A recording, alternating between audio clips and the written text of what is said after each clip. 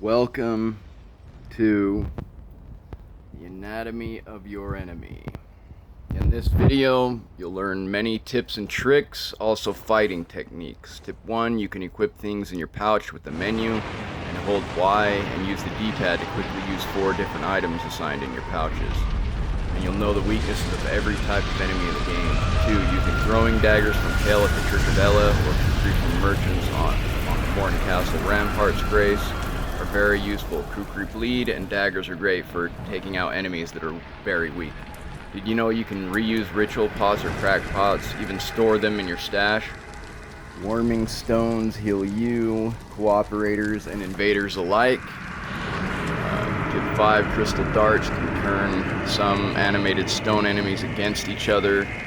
Tip 6, do not roll through poison or rot or it will continue to build up out of the swamp. Tip 7, sentry torches can be used to spot invisible enemies and illuminate them so you can fight them easier. Tip 8, using poison darts bought from the merchant in the west of Aeonian Swamp or poison arrows from the isolated merchant in North Caelid are great for weakening your enemies. Enemies can be put into 5 categories: living enemies, undead enemies, aquatic enemies, animated enemies, or plant or wooden based enemies. Doesn't mean they can't be in 2 categories at once.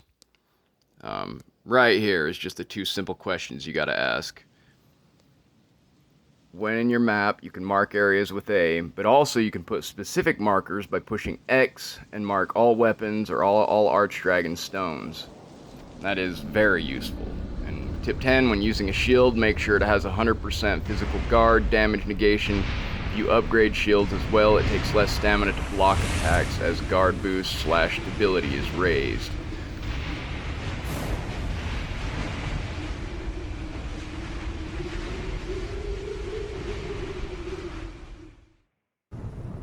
Giant golems. Alright, all enemies have a physical anatomic weakness as well as status and elemental weaknesses. One of the main weaknesses for metallic enemies is lightning. These enemies particularly, since they're charged with fire, it's great to stab them in the ankles with cold as well. Also, strike or blunt attacks are great against enemies that are heavily armored. The next attacks I'll show you, they're actually undeflectable attacks. The undeflectable attacks. Fully charged power attacks, jump light attacks, jumping heavy attack, rolling attacks, running heavy attacks, guard counters, two-handing your weapon, and also blunt strike weapons are all undeflectable attacks. There's also a secret type of damage that not a lot of people know about called poison break, which is a way to stagger your enemy easier and knock them down. Also, the heavier the weapon, the more damage, the poison break damage, so it'll take less attacks to interrupt, but it'll be slower as well. Stone and crystal enemies. Strike or blunt weaponry works great. All undeflectable attacks work great as well, but say you like using swords only, then use undeflectable attacks and repost after breaking the crystal armor. The head is the anatomic weakness of all humanoids. Zombies, rats, wolves, demi-humans, mammals, dragons, and minotaurs, etc. As you can see, it takes a few hits to knock them down, but persistence pays off. After the crystal enemy's armor is broken, they become weak to everything, and everything staggers them. Which brings us to Chapter 4, Dragons. One of the best things against dragons in the Dark Souls series is lightning. Lightning was the best, but not...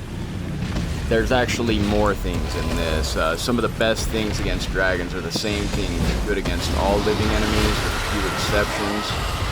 Which brings us to Chapter 5, Living Enemies. So the best thing, if it's alive, it can bleed. So if it's living, it can bleed. Hemorrhaging is one of the best status effects for all living enemies. Scarlet Rot is the next best thing, as it can be used with poison as well. Frost is another great status effect for the living. Frostbite causes slower stamina regeneration, 20% more damage if the enemy has frostbite. Poison is another great status effect, you can use it with Rot as well. dragon's anatomical weakness is their head. Attacks against physical anatomical weaknesses do 2 times the damage, like a dragon's head, a human's face, a wolf's or stormhawk's head, the hurt leg of a fire giant, the beak of an octopus. Also, tip 11, did you know status effects like poison build up quicker if you hit the enemy in their anatomical weakness? In the next few messages, I give quite a bit of information about locations of some gear and crafting books and things like that. So I'm going to go ahead and let you read it. And at the end of this video, I will recommend the best equipment I think a warrior should always have. And that'll be at the end of this video.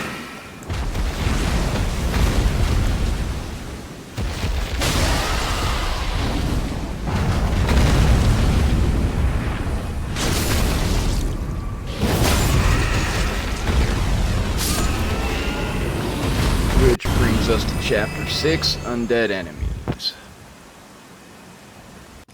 Undead enemies, the best is sacred damage is great, especially against skeletons. Also using shared order is great for skeletons as well. Black fire is really nice, but so is regular fire. That's the next best thing. Fresh undead zombies have the same weaknesses as living enemies. And some undead enemies are stone, fire, frost, and poison. Which brings us to Chapter 7, Aquatic Enemies. Aquatic creatures. The most effective damage against aquatic creatures is lightning. They can bleed out easily, they can be frozen, they can be scarlet rotted, and fire is pretty good against them as well. Their tentacles also can be dismembered, as you can see here, but sometimes they're way too strong. It's harder to dismember them. But the best thing you can get is a lightning spear. Located in a prayer book just south of the Arctic Shack in Myrnia. The Arctic Shack is just west of the Harriman Study Hall on a Lanedale night with the book is either the Pope Turtle or Thorin. There is a teleporter directly to the Pope Turtle if you ride down the elevator by Rhea Lucaria Grand Library. You can take it right to him. And also, the anatomical weakness of a land octopus is its beak, and its tentacles can also be dismembered as well.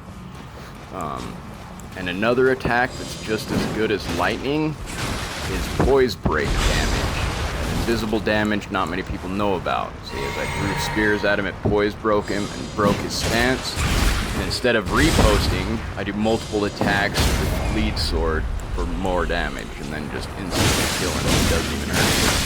So lightning and stance breaking are the best damages for aquatic enemies.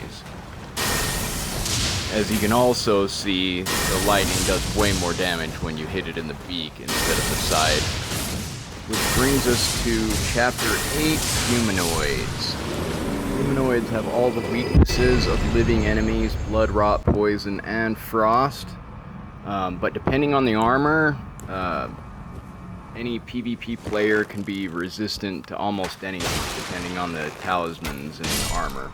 And a humanoid's anatomical weakness is their head, but for heavily armored enemies, lightning is pretty good, and so are the bleeding and scarlet rot and poison. Also, heavily armored turtle enemies that hide behind their shield, undeflectable attacks are great. They can break through shields as well, without being interrupted.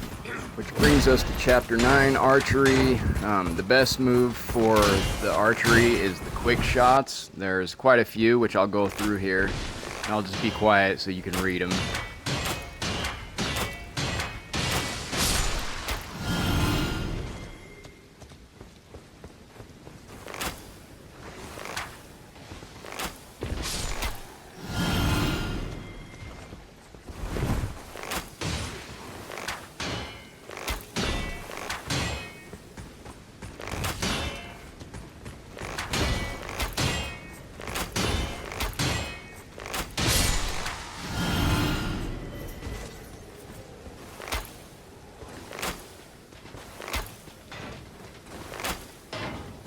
And Chapter 10, plant-based and wooden enemies. One of the best things is fire. Frost is good against the flower-based enemies, but the best thing for flowers is actually fire and blood. Lightning is great against the wooden enemies, and black flame is also really great against both types of the enemies, wooden or flower. Black flame is great. Please like and share if you liked it. Thanks for watching. You can catch me on Twitch. And now I'll put up the recommended equipment I think everyone should have on hand.